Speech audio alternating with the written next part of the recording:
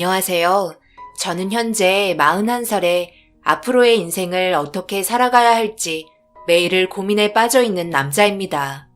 제가 여기에 사연을 올리게 된 이유는 그동안의 삶에 있어 너무나 많은 고통을 받게 되었고 그로 인해 무너져버린 제 자신과 마주하게 되면서 삶의 의욕을 잃어버렸어요.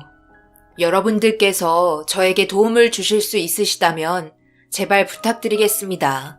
앞으로 어떻게 살아가야 할지 현명한 의견 세워주시면 군말하지 않고 따르도록 하겠습니다. 먼저 제 과거를 얘기해야 현재 왜 이렇게 살아가게 되었는지 알 수 있을 것 같아 적어 내려가 보겠습니다.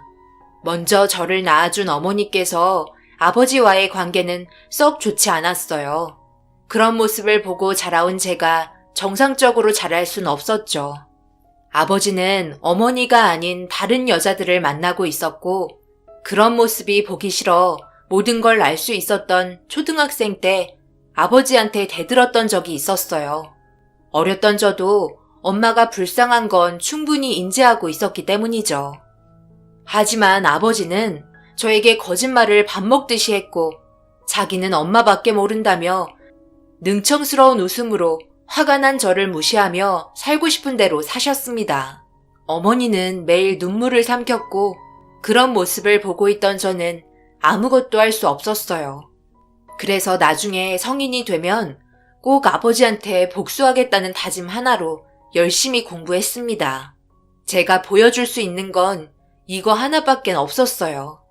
어머니께서 항상 저 때문에 산다며 뒤에서 저를 응원해 주셨고 그렇게 저는 고등학교를 졸업하고 대학에 입학을 하면서 기숙사 생활을 해왔습니다. 아버지를 최대한 이용했어요. 재산이 많았기 때문에 금전적인 부분에서는 부족함이 없었고 오로지 아버지가 무너지는 모습만 보고 싶어 그거 하나의 목표만을 위해 쉬지 않고 달려왔습니다. 그런데 문제가 하나 생겼고 어머니께서 마트에서 쓰러져서 응급실에 있다는 충격적인 말을 듣게 되었고 급하게 병원으로 향했어요. 그리고 듣게 된 어머니의 진단 결과는 위암 말기였고 벌써 다른 곳에도 전이가 많이 진행이 된 상태였어요.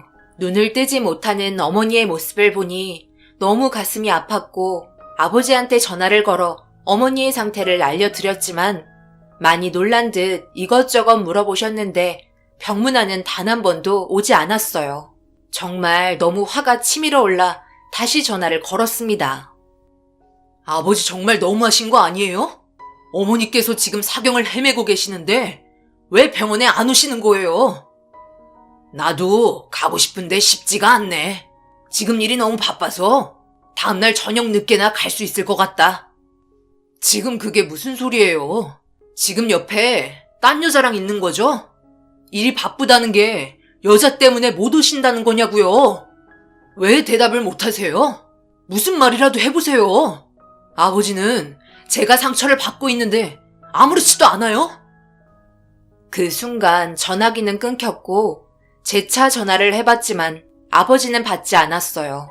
그리고 어머니는 세상을 떠나시고 말았어요. 그동안 받았던 스트레스로 인해 위통이 자주 있으셨는데 다음 날이면 괜찮다는 말에 그냥 넘어갔었는데 그게 어머니와의 작별 인사를 하게 될 거라고는 전혀 생각하지 못했습니다. 너무 가슴이 아프고 아버지가 원망스러워 장례식장에 걸어온 아버지의 가슴을 내리쳤지만 묵묵히 영정사진만 보고 있었어요. 눈물 한 방울 흘리지 않던 아버지는 어머니 장례식장에 다른 여자를 데려왔고 생각지도 못한 행동에 사람이 아닌 것 같아 저도 모르게 아버지의 멱살을 잡고 말았습니다. 하지만 제 팔을 뿌리치며 산 사람은 또 다른 행복을 찾아야 하지 않겠냐며 저에게 장례 잘 치르고 돌아오라는 말을 꺼내셨어요. 너무 화가 났고 아버지와의 인연을 끊고 싶었습니다. 그런 충격적인 상황에 아버지가 쓰러지는 모습을 어떤 방식으로든 보고 싶었어요. 하지만 그냥 대학생일 뿐 땡전 한 푼 없는 제가 할 수 있는 건 아무것도 없었습니다. 현실에 있어 부자지간의 차이는 너무나 컸기 때문에 눈물을 머금고 들어가기 싫은 집에 들어가 어머니의 유품을 정리했어요. 그리고 기숙사 생활은 접었습니다. 둘째 어머니라며 데리고 온 사람에게 어머니의 공간을 내어주고 싶지 않았어요. 어디서 어머니 행세를 하시려고 하는 거예요? 여기 있는 물건들 하나도 건들지 마세요. 아시겠어요? 당신이 어떤 사람인지는 안 봐도 뻔하니까. 저에게 어머니라는 단어를 듣고 싶다면 꿈 깨시는 게 좋을 거예요. 단 하나라도 물건에 손을 댄다면 절대 용서하지 않을 테니 그런 줄 아세요. 정리해도 제가 해요. 나도 죽은 사람 물건 건드는 거 별로 좋아하지 않는다. 네가 치워준다면야 나야 좋지. 그리고 여기에서 안 살 거야. 너희 아버지가 이 집 처분한다고 그랬어. 좋은 추억도 없는데 뭐하러 가지고 있냐고? 부동산에 헐값에 내놨다던데? 어차피 나랑 새 출발하려고 전부 다 알아보고 계셔. 그러니 네가 상상한 일들은 절대 일어나지 않을 거니까 너희 어머니 물건 잘 정리해서 너 살 길 잘 헤쳐나가길 바란다. 내 인생 이제 꽃 폈는데 벌써 저물긴 이르잖아. 나도 해 좀 받아보며 살아야 하지 않겠어? 내가 있으면 방해되고 신경 쓰일 테니까 쇼핑이나 하러 가야겠다. 두 번째 어머니라고 아버지가 드린 분은 어머니와 정반대의 성격이었어요. 아버지를 쥐락펴락하면서 구워 삼고 있었고 거기에 놀아나고 있었어요. 오로지 아버지의 재산만 탐내는 그런 여자였죠. 정말 한심했고 언젠가는 이 집안도 망할 거라는 생각이 들었어요. 그런 생각이 들게 되니 최대한 빨리 자리 잡아 아예 얼굴 안 보고 사는 게 저에게는 최선의 선택 같았습니다. 그렇게 어머니의 유품을 전부 정리하고 두 번째 어머니의 말대로 아버지가 부동산에 내놓은 집은 금세 처분이 되었어요. 어렸을 적부터 살아왔던 집에 두 번 다시 들어가지 못하는 마음이 너무 쓰렸고 그것에 좋았던 기억들마저 묻어둬야 한다는 게 가슴 아팠습니다. 항상 가정에 충실했고 저 하나만 보고 열심히 살아오셨던 어머니께서 저를 보며 잘 가라고 꼭 성공해서 멋진 삶을 살라고 손짓해주고 있는 것 같았습니다. 몸을 돌려 눈물을 삼키며 다시 기숙사에 들어갔고 그래도 하나밖에 없는 자식이라고 제가 쓰는 카드는 막지 않으셨어요. 아버지와의 인연을 끊겠다고 카드를 잘라버리고 아르바이트해서 대학교 등록금 마련하면서 지내는 그런 멍청한 짓은 하지 않았어요. 저는 최대한 이용해 먹으며 공부에 필요한 모든 걸 아낌없이 사용했고 잠가 쌓아가며 1분 1초도 허투루 쓰지 않았어요. 주변에 많은 유혹이 항상 따랐지만 모든 걸 뿌리치고 앞만 보고 달렸습니다. 그렇게 제 자신과의 싸움을 이겨낸 결과 저에겐 의사의 직업이 주어졌고 어머니께서 암으로 돌아가셨기 때문에 그런 아픔을 너무 잘 알아 암치료 전문 병원에서 근무를 하게 되었었고 어려운 사람들을 위해 최선을 다해 치료해 드렸습니다. 처음에는 아버지에게 복수를 하기 위해서 제가 잘 살아가는 모습을 보여드리며 나중에 나이 먹고 늙었을 때나 간절히 저에게 도움을 요청할 때 등 돌리려고 생각하며 앞만 보고 달려왔는데 의사 생활이라는 게 쉽지가 않기 때문에 세월이 흐른 만큼 점점 제 머릿속에 있던 기억들은 희미해져 갔어요. 하지만 제가 암 전문의를 선택한 건 어머니의 아픔을 절대 잊지 않으려고 했기 때문입니다. 그렇게 매일의 일상을 반복적으로 보내면서 하루에 한 번 어머니의 사진을 보며 시작했어요. 아버지와 연락도 안 하고 인연을 끊은 지 7년이 지나가고 있었습니다. 그런데 전화가 한 통 오더라고요.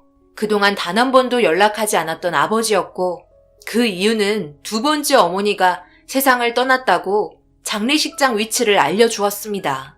제가 장례식장에 갈 이유는 없었어요. 어머니 집에서 한 번 보고 두 번은 본 적 없었으니까요. 그렇게 아버지와의 7년 만에 나눈 통화는 묵살한 채 제 할 일에만 몰두했습니다. 그 이후 전화는 오지 않았어요. 분명 또 다른 여자를 찾아 함께 살고 있을 것 같다는 생각에 아무런 대화조차 이어나가고 싶지 않았습니다. 그런데 둘째 어머니가 세상을 떠난 지 얼마나 됐다고 누군가 제가 일하는 병원에 찾아왔고 문을 조심스럽게 열고 들어온 사람은 자기가 아버지의 셋째 부인이라고 얼굴 한번 보고 싶어 왔다며 저를 난감하게 만들었어요. 두 번째 만났던 어머니와는 다르게 분위기도 달랐고 아버지의 재산만 보고 만나는 사이 같지는 않았습니다. 얼굴에 근심이 가득한 표정으로 저를 바라보면서 말을 이어나갔어요. 한마디 말도 없이 이렇게 찾아와서 좀 놀랐지? 미안하다. 연락하고 오면 네가 만나주지 않을 것 같아서 그래서 무작정 이렇게 찾아와 봤다. 다른 건 아니고 그래도 너희 아버지와 함께 사는 사람인데 우리 얼굴 한 번은 봐야 하지 않겠니? 두 번은 만나고 싶지 않을 테니 오늘 내가 할 말만 하고 떠나도록 하마. 그러니 불쾌하더라도 조금만 참아주렴. 일단 내가 너에게 궁금한 건 혹시 다시 들어와 같이 살 생각은 전혀 없는 거니? 아무래도 무리겠지? 네? 갑자기 그게 무슨 말이에요? 제가 왜 당신들이랑 같이 살아야 하는지 이유를 전혀 모르겠네요. 인연 끊은 지가 언젠데요. 그렇지. 그럴 거라고 예상하고 있었다. 내가 이런 말 하는 게 선을 넘었다 생각할 수도 있을 텐데 나는 가정에 충실하고 싶고 너희 아버지도 그걸 원하고 계셔. 남자들끼리는 서로 대화도 잘 안 하잖아. 더군다나 아버지라서 더욱더 표현을 못하고 있었던 거야. 나한테는 속마음을 잘 열어놓거든. 너랑 다시 가까워지고 싶다던데? 세월이 흐른 만큼 나이를 먹다 보니 예전의 자신의 과거를 전부 뉘우치고 싶은가 봐. 그러니 잘 생각해 보렴. 과거에 너희 아버지가 했던 잘못들 앞으로 살면서 전부 갚아나갈 거라고 대신 말을 전해달래. 그러니 그냥 무시하지 말고 나중에 다시 자리를 만들 수 있으면 그때 다시 얼굴 한번 보자. 지금은 바쁜 시간이지? 이건 내 전화번호야. 명함 한 장 줄 수 있니? 침착하고 조용한 말투에 시선을 회피하지 않고 자신의 말을 정확하게 전달하는 모습에 당황했고 머릿속에서 나와야 하는 말을 제대로 꺼낼 수 없었어요. 아버지가 만나는 사람들은 죄다 돈만 보고 접근한 사람들인 줄 알았는데 전혀 그런 모습은 찾아볼 수 없었습니다. 그리고 정말 자기가 할 말만 하고 가셨는데 그것도 모두가 함께 지내길 원한다는 게 이해할 수 없었어요. 의문만 남긴 채 사라져버린 세 번째 어머니는 더 이상 연락이 오지 않았지만 그때의 만남이 너무 강렬해서 그런지 그분이 제 머릿속에서 떠나지 않았습니다. 어차피 상관없는 사람들인데 저와 마주했던 눈빛은 무언가 사연이 있는 듯 보였고 어느새 시간은 몇 달이나 흘러버렸어요. 그렇게 매일 바쁜 일상에 많이 지쳐있다 보니 회의 시간에 저도 모르게 잠깐 졸아버리는 일이 생겼습니다. 당연히 중요한 회의 시간에 졸았으니 욕을 한 바가지 먹고 있는데 저희 병원에서 일한 지 얼마 되지 않은 김 선생이 제가 욕먹는 모습이 웃겼는지 고개를 돌리며 웃고 있었어요.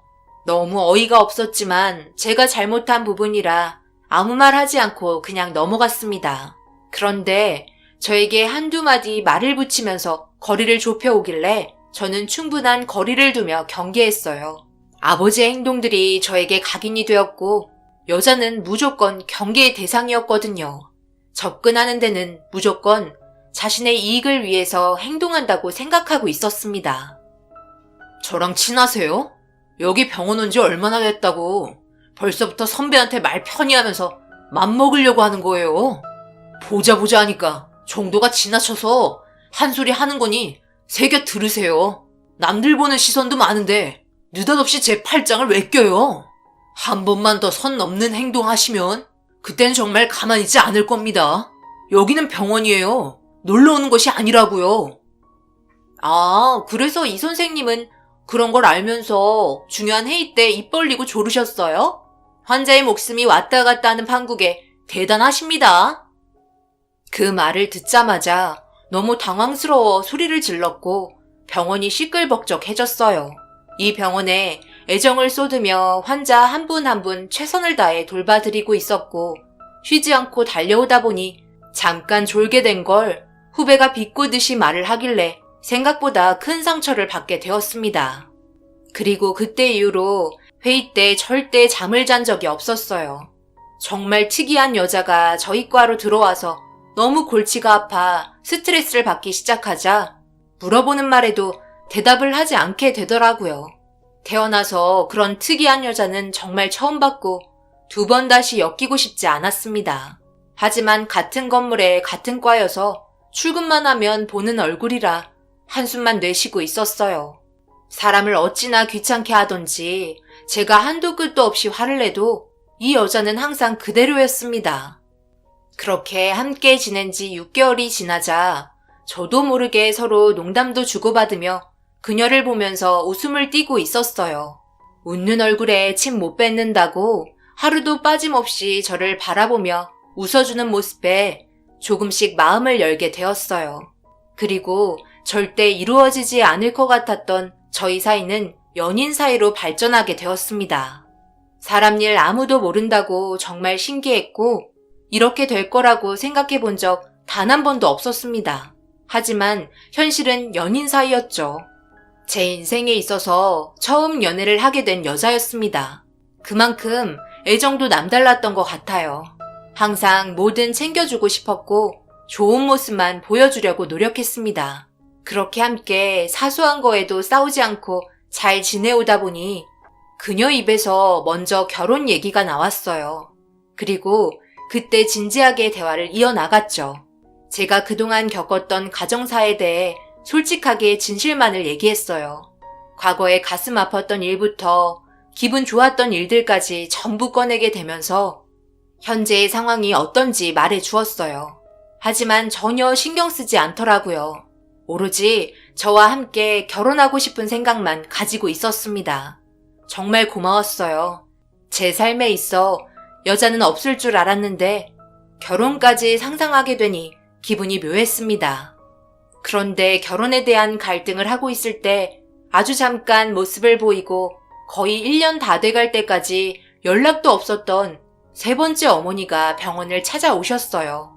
그것도 아버지와 함께 오셨습니다.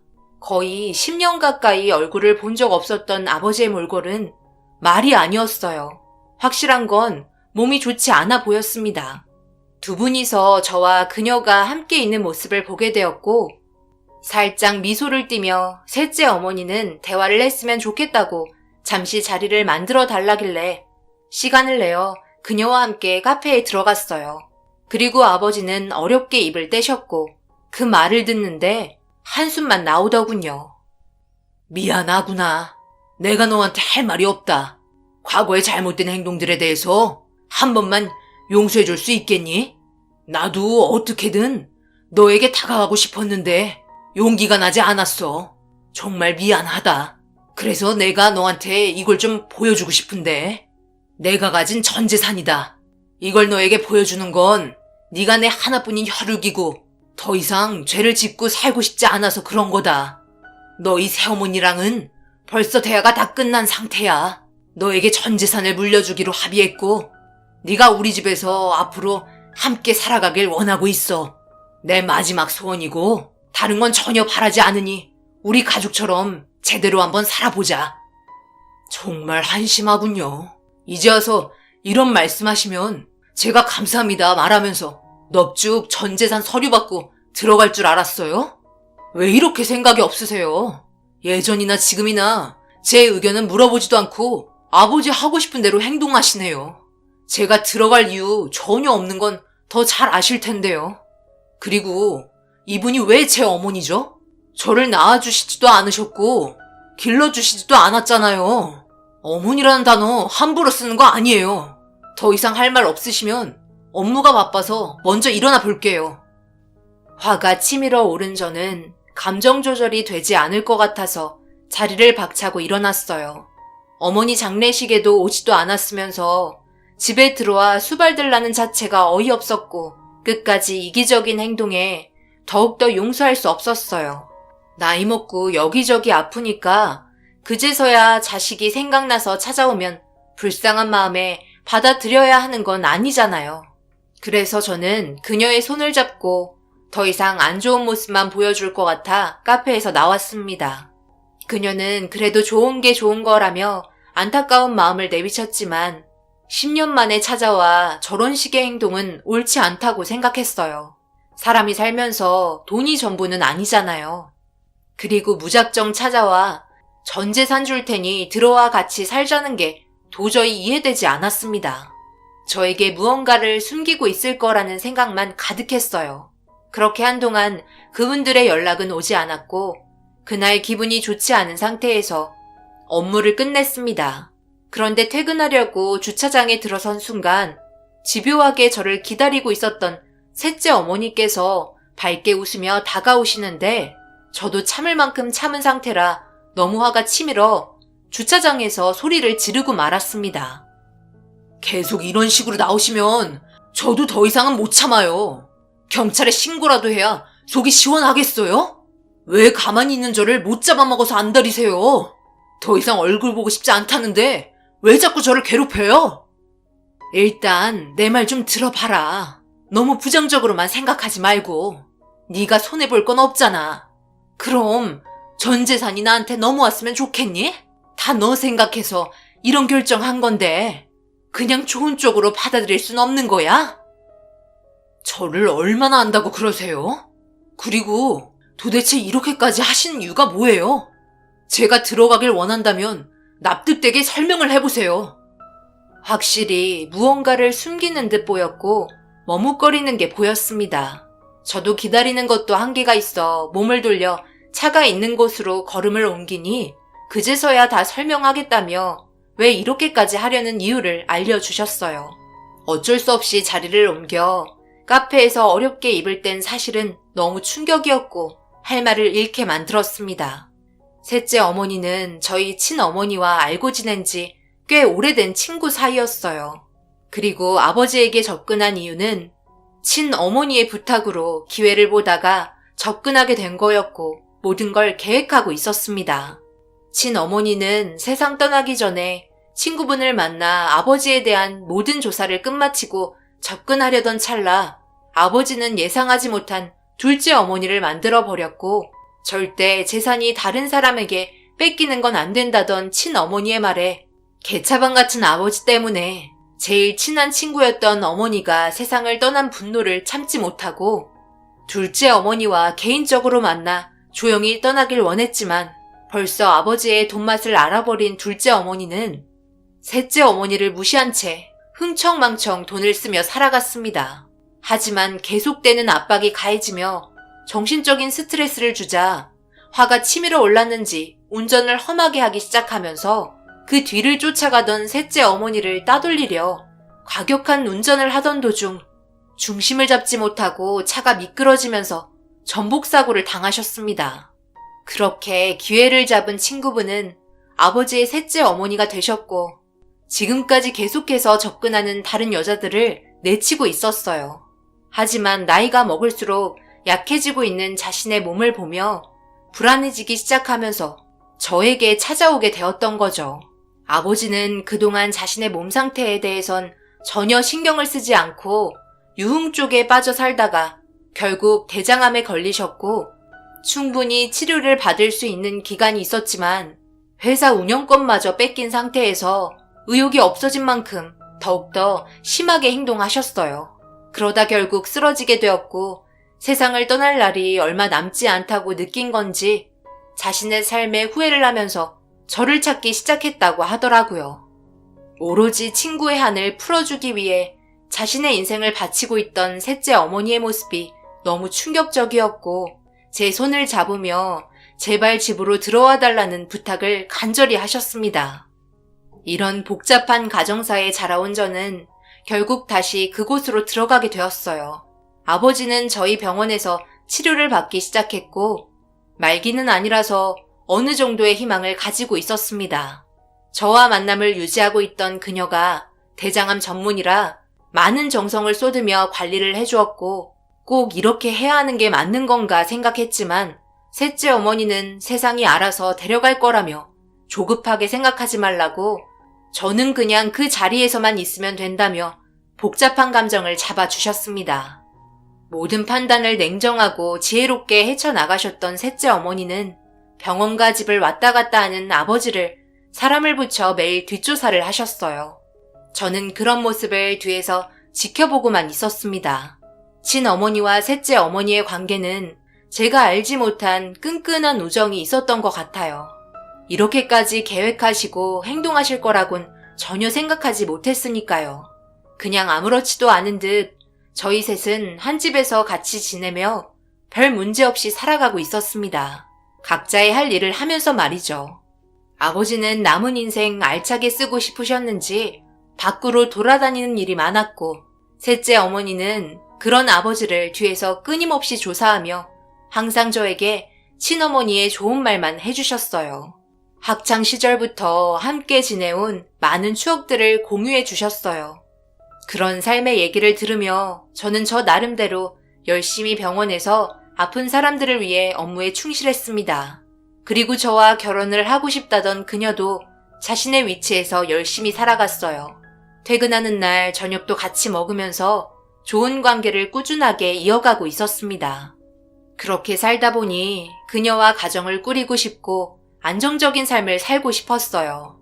나이를 먹으면 먹을수록 누군가에게 의지하고 싶어진다는 말이 생각이 났고, 그녀가 저만 보며 사랑해 왔던 것처럼 저 또한 그녀를 보며 평생 함께 살아가고 싶다는 생각 때문에 서로 진지한 대화를 다시 한번 이어나갔고 결혼하기로 결정을 하게 되었습니다. 그렇게 양가 집안 한자리에 모여 상견례를 하게 되면서 좋은 분위기가 이루어지고 있었어요. 아버지와 셋째 어머니를 모시고 상견례 장소에 먼저 도착했을 때 알 수 없는 묘한 감정과 함께 친어머니가 생각이 났어요. 이 자리에 함께 했다면 정말 좋았을 텐데 어머니에 대한 그리움은 세월이 지나도 여전했습니다. 그녀의 집안은 저희 집안에 비해 잘 사는 형편은 아니었어요. 딸 하나 바라보며 의사 만들겠다고 있는 돈 없는 돈 끌어모아 힘들게 살아왔었죠. 앞으로 저와 함께 살면서 처가댁에 많은 도움을 줘야겠다 생각하며 상견례 자리는 점점 분위기가 무르익었습니다. 그런데 그녀의 표정이 점점 좋아지지 않았어요. 식은땀을 흘리며 화장실에 자주 왔다 갔다 거리더라고요. 무슨 문제가 있는 것 같아 왜 그러냐고 물어봤지만 제대로 대답을 해주지 않았습니다. 그런데 그 순간 셋째 어머니의 말에 온 집안이 경악을 하고 말았고 저도 모르게 그 자리에서 일어나게 되었어요. 김 선생, 참기 힘들지? 한심하다 한심해. 돈이 그렇게 좋아? 왜 이렇게 생각 없는 짓을 해서 사람 힘들게 하는 거야? 현일이한테 넘어가는 돈이 그렇게 탐났어? 아니면 나를 차버리고 네가 이 자리를 꿰차고 싶었던 거야? 우리 남편이 너한테 전 재산을 주겠다고 사탕발림했니? 꼴이 그게 뭐야? 입덧을 숨기는 게 쉬운 건 아닌데 말이야. 네? 갑자기 이게 무슨 말이에요? 김 선생이 임신이라뇨? 저 아무 일도 없었는데요? 제가 모르는 뭔가가 있는 거예요? 당신이 말 좀 해봐요. 고개 떨구고 있지 말고. 세상 떠날 날이 얼마나 남았다고. 아직까지 개벌은 못 버리고 이렇게 살면 마음 편해요. 그 성격 뜯어 고치라니까. 아들 보기 부끄럽지도 않냐고요. 제가 항상 뒷조사하는 거 잘 알고 있으면서 김 선생이랑 둘이 몰래 만나고 있었어요. 김 선생도 참 한심하네. 의사면 앞으로 돈 많이 벌 수 있잖아.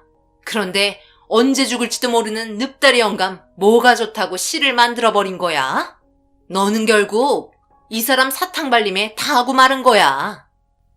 정말 충격이었습니다. 그녀가 대장암 담당이었기 때문에 아버지의 몸 상태를 봐주고 있었는데 제가 모르는 두 사람의 관계가 상당히 깊게 발전해 있었고 아버지는 전혀 달라지지 않았어요. 이런 사실이 밝혀지면서 양가 집안 난리가 나기 시작했어요. 아버지는 고개를 떨구고 아무 말 하지 않았고 그녀는 아버지의 자식까지 있는 상태라 모든 재산권은 자기한테 있다며 난리치기 시작했어요. 법적으로 아무런 증거도 없는 상태에서 밝혀졌기 때문에 그녀가 할 수 있는 방법은 없었습니다. 뭐라고 말 좀 해보라며 그녀는 아버지에게 화를 내고 있었고 그 순간 배를 움켜쥐며 고통스러운 듯 쓰러진 아버지는 병원으로 실려갔습니다. 많이 약해진 몸 상태에서 꽤나 큰 충격을 받았는지 깨어나지 못하고 계셨어요. 그런데 아무런 대책도 없이 아버지는 쇼크가 오게 되면서 세상을 떠나게 되었고 그녀는 장례식장에 찾아와 자기를 거둬달라며 애원하고 있었습니다. 모든 건 세상을 떠난 아버지 탓이라며 자신은 전혀 잘못이 없다고 부정하고 있었어요. 두려웠던 거겠죠. 임신한 몸 상태에서 의사 생활까지 타격을 입으니 가정 형편이 어려워진 자기 집안이 너무 훤히 보였으니까요. 내가 처음부터 이럴 생각은 없었다고. 정말이야. 날 믿어줘. 아버님 몸 상태를 매일 관리해주고 있었는데 자신한테 있는 재산을 전부 나한테 주고 싶다고 갑자기 말을 하길래 너무 놀라서 아버님의 말을 계속 듣게 되었고, 아버님은 세상 떠나기 전에 손자 하나 더 보고 싶다며 그 재산 전부를 태어나는 손자에게 상속해 주겠다고 서류를 준비해 준다고 하셨어. 찢어지게 가난한 우리 집안에게 엄청난 금액의 재산이 넘어온다고 생각하니까 나도 모르게 정신이 어떻게 됐었나 봐. 정말 미안해. 내 뱃속에 있는 아이는 그래도 당신 집안 핏줄이잖아. 제발 나를 버리지 마. 부탁이야. 그 순간 셋째 어머니께서 그녀의 얼굴에 손찌검을 하기 시작했고 더럽다며 당장 사라지라고 화를 내기 시작했어요. 그리고 저에게 건네준 서류 한 장에는 아버지의 도장이 찍힌 모든 상속 문제에 대한 재산권 위임 서류였습니다. 아버지가 세상 떠나기 전에 받아두었었고 모든 상황을 대비해 준비한 상태였어요. 분명 아버지도 생각은 있으셨을 거예요. 그녀에게 제안을 한 순간 다른 계획을 준비하셨겠지만 돌발 상황으로 인해 밝혀진 진실에 쇼크를 받으면서 아무런 대책 마련 없이 세상을 떠나게 되면서 그녀는 나락으로 떨어지게 되었죠. 엄청난 문제가 일어날 뻔했지만 하늘이 도왔는지 최악의 상황이 다가오지는 않았습니다. 결국 그녀는 임신한 몸 상태 때문에 병원 생활을 당분간 할 수 없었고 저는 다른 병원으로 이직해 새롭게 다시 시작했어요. 그녀와의 연락 자체를 끊어버리고 싶었어요. 그리고 셋째 어머니는 자기의 삶을 살고 싶다며 그동안 제대로 하지 못한 여행을 하고 싶다고 떠나셨습니다. 간간히 연락 오며 잘 지내냐고 물어보시는 말에 어머니라고 단 한 번도 말한 적 없었는데 처음으로 어머니 감사하다며 속으로만 생각했던 말을 꺼내게 되었어요. 어머니는 수화기에서 눈물을 흘리시는 소리가 들렸고 나중에 밥이나 함께 하자고 얘기하신 후 더 이상 연락은 없었습니다. 지금 현재 저는 잘 살고 있지만 이 모든 게 복수인지는 잘 모르겠어요. 그녀의 뱃속에 있는 아이가 문득문득 생각나기 때문이죠. 아버지의 뱀 같은 말에 속아 돈 때문에 한순간 돌이킬 수 없는 결정을 한 게 참으로 안타깝습니다. 자신이 저지른 행동에 대해 평생 후회하며 잘 살았으면 좋겠어요. 앞서 말씀드렸듯이 아직도 저는 정신적인 충격에 완전히 벗어나지 못했어요. 그래서 앞으로 어떻게 살아가야 할지 인생 선배님들의 의견을 들어보고 싶습니다. 부디 그냥 지나치지 마시고 한마디라도 꼭 부탁드리겠습니다. 그리고 그동안 뒤에서 저 모르게 힘드셨을 세 번째 어머니께 다시 한번 감사하다는 말을 끝으로 이 글을 마무리 짓겠습니다. 여러분들께서도 오늘 하루 행복하시고 좋은 날 가득하시길 바랄게요. 감사합니다.